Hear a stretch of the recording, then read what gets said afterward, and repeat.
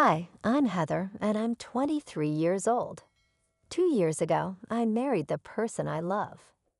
Things were going well, even though my husband is from France. The only problem we had was understanding each other because of the language difference. I wanted to show my love for him, so I secretly started learning French to talk to him and his family better. My husband, Frederick, and his mom, Evelyn, didn't know I was learning. I worked really hard and became pretty good at French. I felt confident that I could survive in France if I needed to, but I was too shy to speak French with my husband and his mom. It's scary talking to someone in their own language, especially if you're always around them. But I decided it was time to change that. I stopped speaking French with them because the whole point was to improve communication, right? It's a good thing I didn't start too soon because I found out something important one day that caused a lot of problems. Hi, Mom, how are you? Son, thank you for inviting me over on this nice Sunday afternoon. It was our pleasure, Mom. Hello, Mom, hi, daughter. How are you? Thanks for having me. Oh, don't mention it.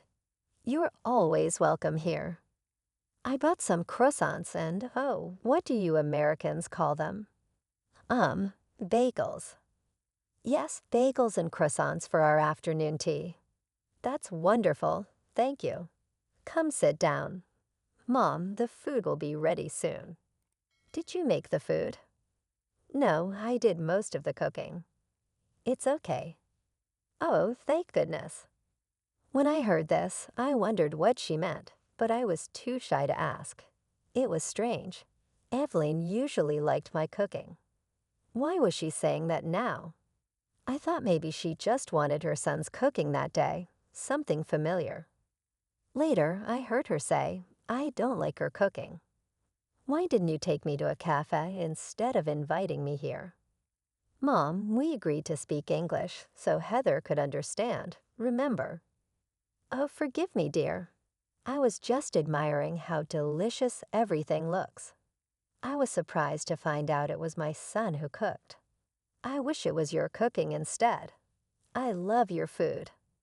I started feeling really confused. How could she say those mean things in French and then lie in English? I thought maybe I misunderstood, but I had a plan to double check. Don't worry at all. You should always feel free to speak your native language. Please, go ahead. I'll be okay. I decided to use the Google Translate app to record what she was saying, just to make sure I wasn't misunderstanding her. As we all sat at the table, ready to eat, what happened next really surprised me. I want us to talk about our plan. The time is coming. It's tomorrow, Frederick. You need to be serious. The app, along with what I understood of French, confirmed that there was some kind of plan being discussed, but what plan? Mama, not now. I told you I'll take care of it. What are you going to tell her? Heather, sweetheart, can you pass me the sugar, please? She doesn't know about the plan. I was just going to say I'll be out of town. Out of town? Why? I was so confused while I kept looking at my phone to see the translation. They must have thought I wasn't paying attention. This made them less careful with their words, which was good for me, as I was starting to see their true intentions. She's not very clever.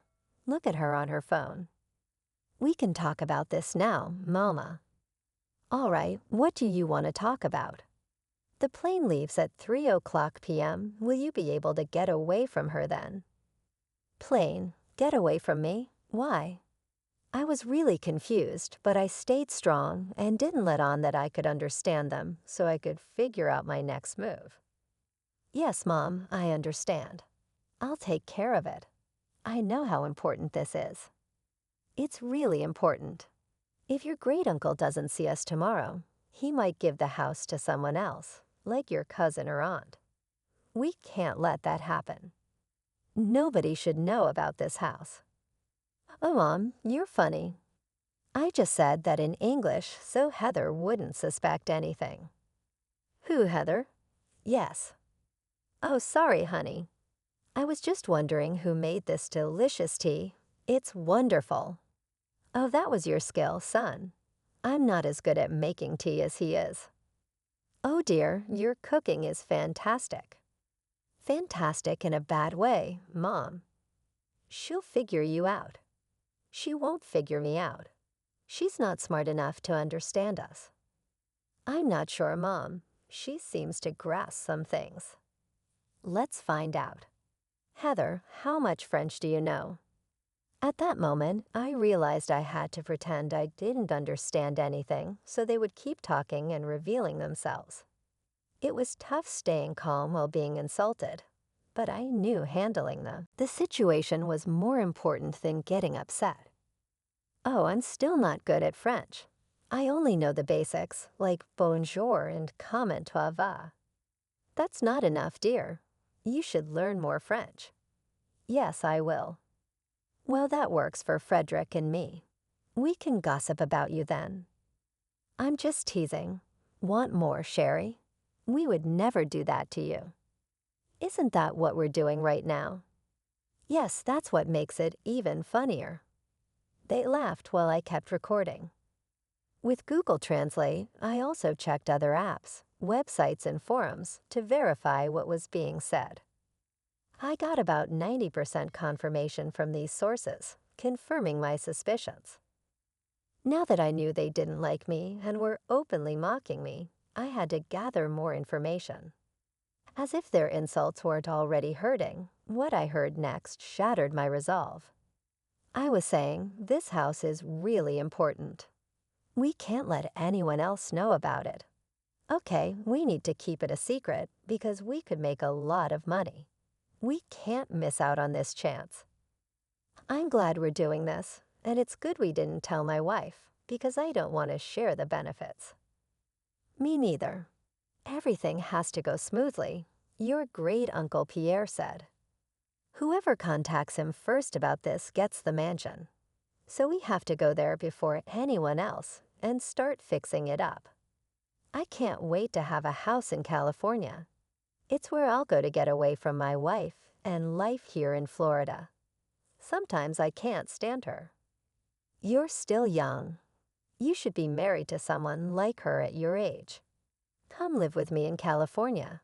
Have fun, enjoy yourself, and when you're ready to settle down, you can. Let's leave here, Mom. I think you're right. I couldn't believe what I was hearing. I felt tears welling up. Excuse me, what's wrong? Is everything okay? Yes, I just need something from the kitchen. I couldn't bear to hear any more for the moment. I needed to compose myself and not cause a scene. How could they say those horrible things with me right there? Do they have no shame? I was so upset, I started pacing in the kitchen. Then I had an idea. When I saw my mother-in-law's purse on the counter, I decided to take her phone. Luckily, it was unlocked.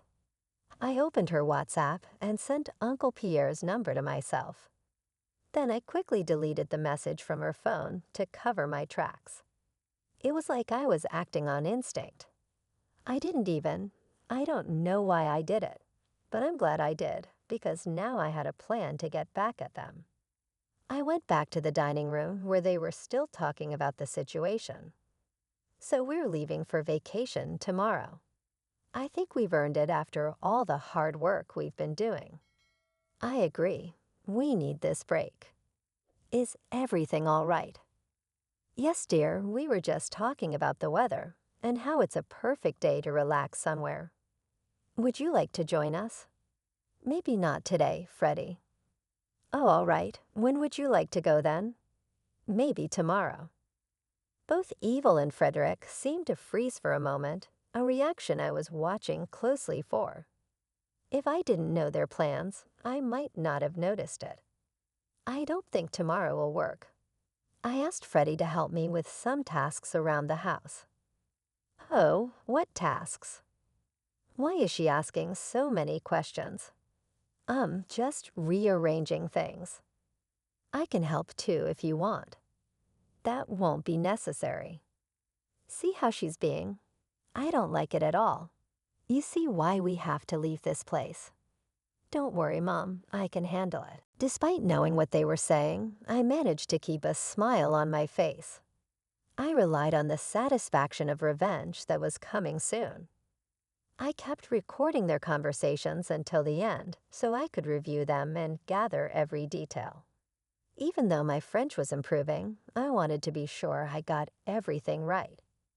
That night, I sneaked away to the office to do more investigating. I played back the recordings, and my doubts about accuracy were gone. From all of this, I learned that there's a vacation plan for tomorrow to claim a house from Great Uncle Pierre. And these people apparently can't stand me and are planning to leave me behind as a bonus. When I left my phone recording in the room with my husband and mother-in-law while pacing in the kitchen, I managed to pick up more useful information. Feeling quite sneaky and devious, I may or may not have altered the flight details, possibly postponing their flight to the day after tomorrow. That was just the first step of my plans. There was much more to come. Since I had obtained Great Uncle Pierre's number, I was prepared to take action. "Hello, Uncle Pierre, it's Heather." "Oh, hello, dear. How are you? Is everything all right?" "Well, not really." I went into great detail explaining the events of the day to Great Uncle Pierre. I even sent him the audio recordings as proof, because without them, I doubted he would believe me. We ended the call so he could listen to the recordings and spoke again once he finished. Wow, I'm speechless.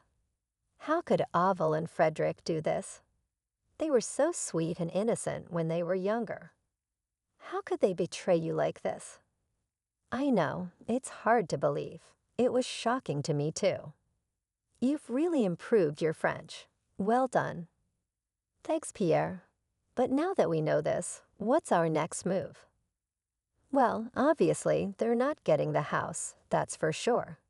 After hearing all of this, there's no way I'm giving such a lavish and honorable gift to people planning to destroy it with deceitfulness and foolishness. Okay, I understand.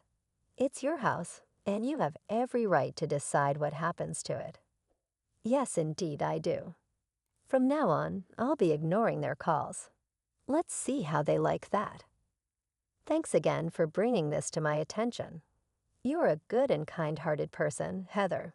Please don't let the ugliness of this world change that. Thank you for your time and for listening to me. I know hearing what you heard today couldn't have been easy. I admire your courage and strength. Please take care of yourself, Uncle Pierre. You too, dear. Good night. And with that, I knew I had sealed Avel and Frederick's fate. With all the pieces in place, I just had to wait for the right moment to set things in motion. When I returned to the bedroom, Frederick was still fast asleep. It hurt to know that. My husband, whom I love dearly, would treat me this way. I didn't know he felt those things, and maybe if we talked, we could have found a compromise. But instead, he chose the deceitful path. I took his phone and disabled his alarm. Without it, he would sleep through the morning, which he did. I packed my things and went to a hotel for the night. I couldn't bear to stay in a house with someone like him. The next day was chaotic. I'm sure Fred woke up to a barrage of missed calls from his mother and rushed to pack and get to the airport. I received a call from him at 2 p.m. "Where are you? Why didn't my alarm go off? And why aren't you here?" "Oh, I decided to take a personal day for myself." "Oh, that's nice. It would have been nice to know in advance, though." "Yeah, same here, Freddie." "What? What do you mean?" "Anyway, it doesn't matter. I'm running late for my flight. I mean my meeting with Mom." "Why are you rushing? I'm sure she won't mind if you're a little late." "You don't understand. Anyway, it's fine. I won't be home tonight, and I've got a lot to do tomorrow night. See you later." Before I could respond, he hung up.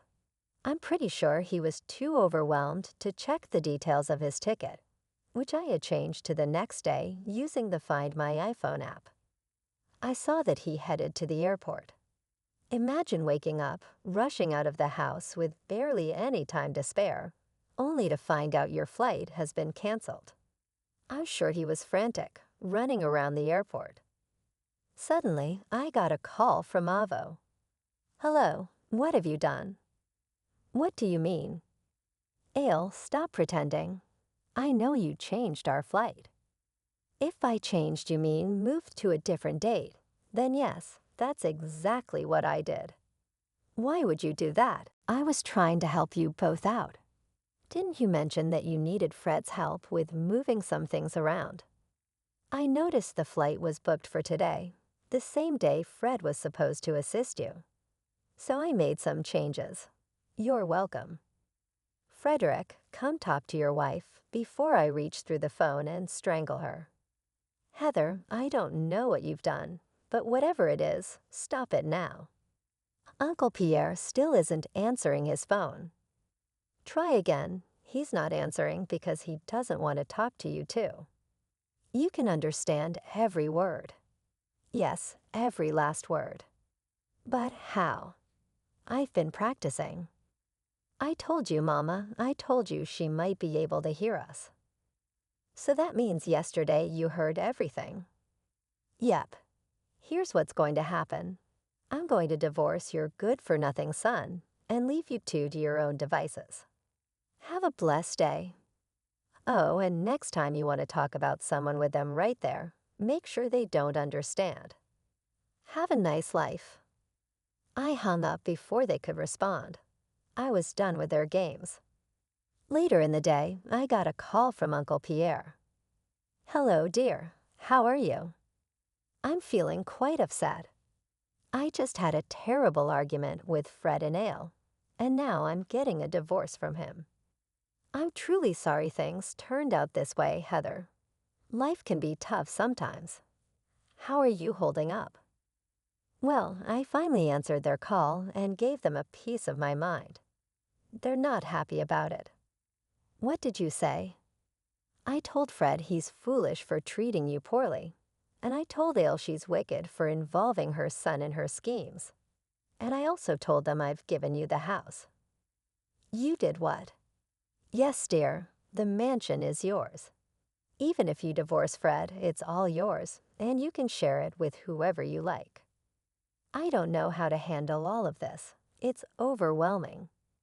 I wanted this house to go to someone kind, compassionate, and strong when needed. That's exactly who you are. The house is the least I could do after all the stress and turmoil those two put you through. It's yours. Take it. And with that, not only did I distance myself from two toxic people, but I also gained a multi-million-dollar mansion. Seeing me get what they always wanted made Ale and Frederick furious. They sent me constant threats, but I responded with pictures of the house as a reminder. It was mine, not theirs. Revenge never felt so satisfying.